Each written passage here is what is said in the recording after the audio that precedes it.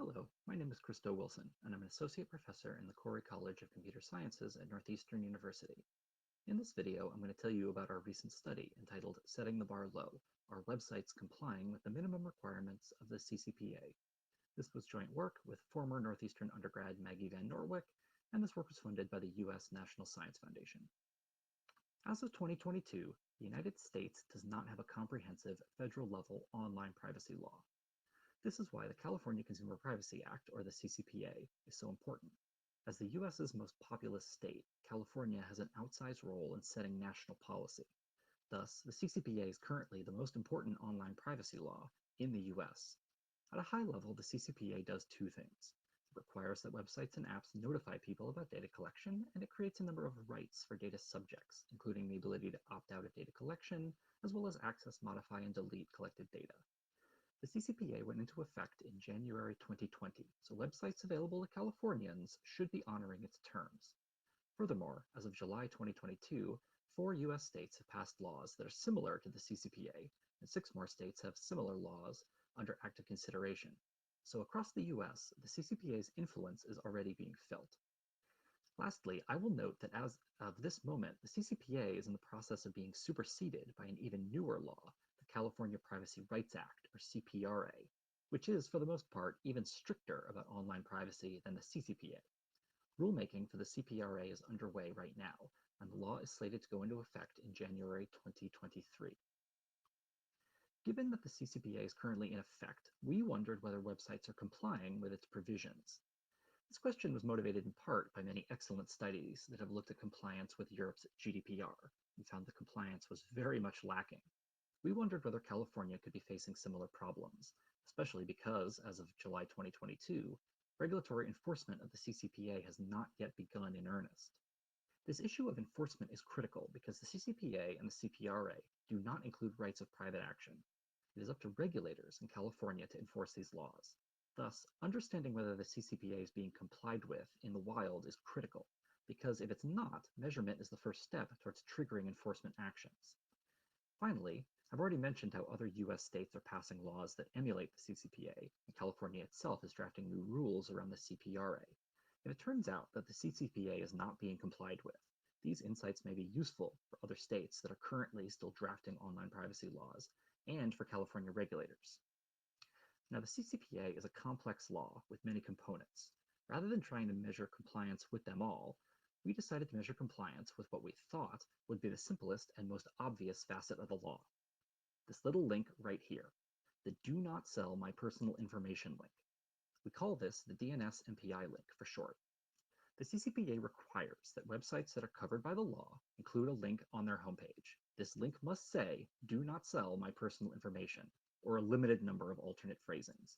And clicking the link must bring the user to a web page where they can learn about and exercise their rights under the CCPA. In other words, the DNS MPI link is supposed to be an easily recognizable, one-stop shop for Californians to opt out of data collection and activate their data subject rights. Given that the DNS MPI link is simple for websites to adopt and relatively straightforward for us to crawl on the web, we decided to make it the focus of our study. We treat the DNS MPI link as a bellwether for broader compliance with the CCPA. If a website doesn't have a DNS MPI link, we believe it's unlikely that they are in compliance with the more complex aspects of the CCPA, like data collection opt-outs or data access requests. So far, so simple. Crawl websites and identify one hyperlink. Easy study. Well, it turns out that things are not that simple. The issue is that the CCPA has complex eligibility criteria. It only applies to websites owned by private parties that meet one of the following criteria.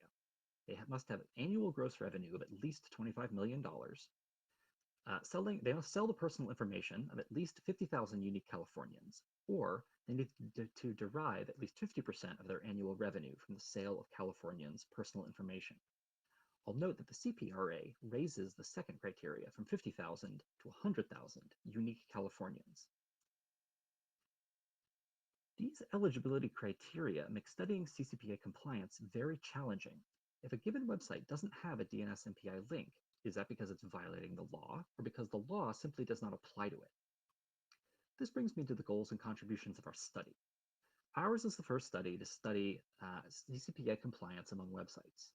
We focus on the DNS MPI link as the bellwether for compliance, and we use market intelligence data that we purchased to try and distinguish lack of compliance with the law from ineligibility under the law.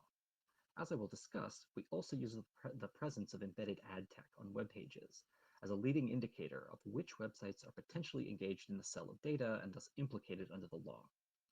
We conducted 3 crawls, which lets us examine changes in compliance with the law over time, including adoption and removal of DNS MPI links and updates to DNS MPI link text. We investigate the use of geofences that dynamically show DNS MPI links just to Californians. This practice is legal under the CCPA, but raises problems that we discuss in the paper. Lastly, we investigate whether DNS MPI links are displayed in a clear and conspicuous manner, as required under the law.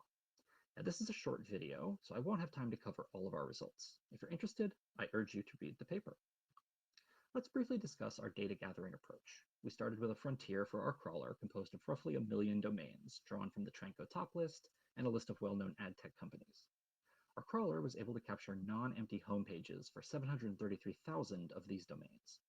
After applying an English language filter, we are left with roughly 500,000 home pages. Of these, only 10,000 included a DNS MPI link, versus 220,000 that included a link to a privacy policy. Also for context, 738,000 of these websites did embed ad tech.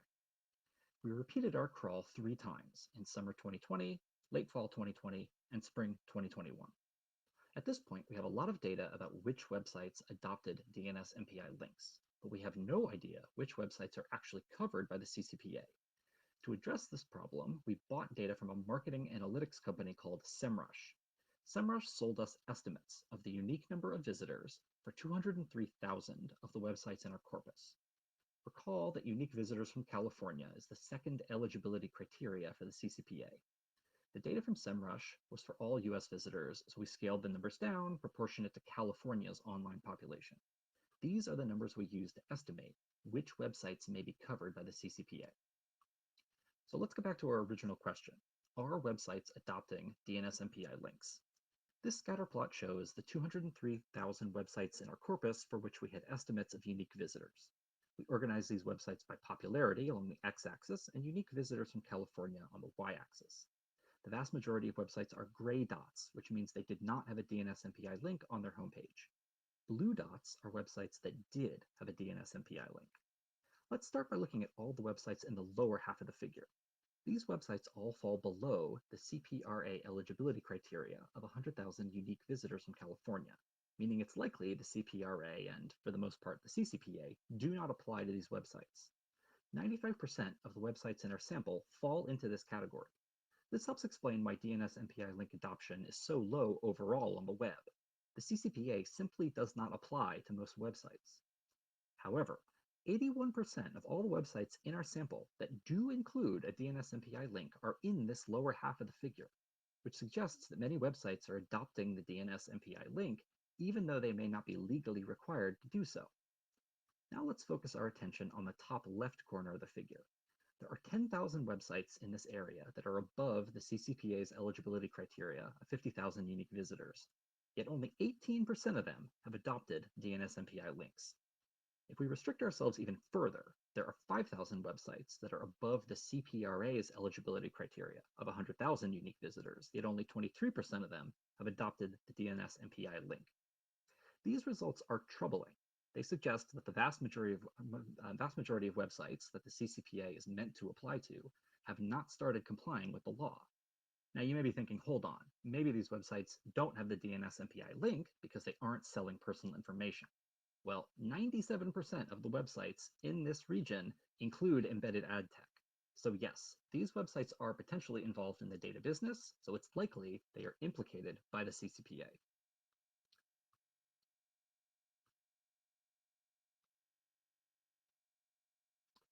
The CCPA states that DNS MPI links must be clear and conspicuous, but it does not define what that means. Here, we've taken the W3C Web Accessibility Initiative's guidelines as our criteria for assessing conspicuousness. This CDF shows the contrast ratio of DNS MPI, terms of service, and privacy policy links on the websites in our sample. The WA guidelines specify 2 levels of accessibility, with AA being okay contrast ratio and AAA being very clear contrast. We see that 40% of websites in our sample fail to meet the AA criteria, 5 to 10% meet the AA criteria, and over 50% do meet the AAA criteria, with a spike in the end corresponding to websites that have high contrast black on white text. These results suggest that roughly half of the websites in our sample are not in compliance, or could at least improve their compliance, with the display requirements of the CCPA. What about where DNS MPI links are shown? This heat map aggregates the locations of the DNS MPI links on the home pages we crawled, scaled to a standard 1080p aspect ratio. Note that this figure is log scaled, and the vast majority of the heat is along the bottom edge. This is unsurprising and matches our findings for privacy policy in terms of service link locations. Websites overwhelmingly put these links at the bottom of the homepage. Whether this counts as clear and conspicuous is unclear. On the one hand, this design pattern is so common, maybe people expect to find this information at the bottom of web pages. On the other hand, we know that people rarely scroll to the very bottom of web pages, so this seems like a non-ideal place to put legally required and critical privacy information. If you are curious, there is much more interesting analysis in our paper. We find a small but significant number of websites using geofences to restrict access to DNS MPI links. We find that over time, compliance with the DNS MPI link requirement is barely growing at all. We also find that over time, websites are not adjusting their DNS MPI links to reflect changes in the law. This, unfortunately, does not bode well for the rollout of the CPRA in January 2023. If we accept that DNS MPI links are a reasonable proxy for compliance with the CCPA, then we find that overall compliance with the law is low, even accounting for the law's complex eligibility requirements. That said, one of our primary findings is that measuring CCPA and CPRA compliance is very challenging, given these complex eligibility criteria. Finally, it is clear that much more study is needed here. We did not investigate other aspects of CCPA compliance, like honoring opt-out requests or data access requests. Plus, online privacy laws in the US are changing rapidly, so understanding whether they are working is critical. If I have one ask for regulators, it's to please include more uniform disclosure requirements in future online privacy laws. If we can't tell who the law is meant to apply to, we can't actually help you assess compliance. Thanks, I hope you enjoyed this video, and please feel free to read the paper and reach out to me with questions.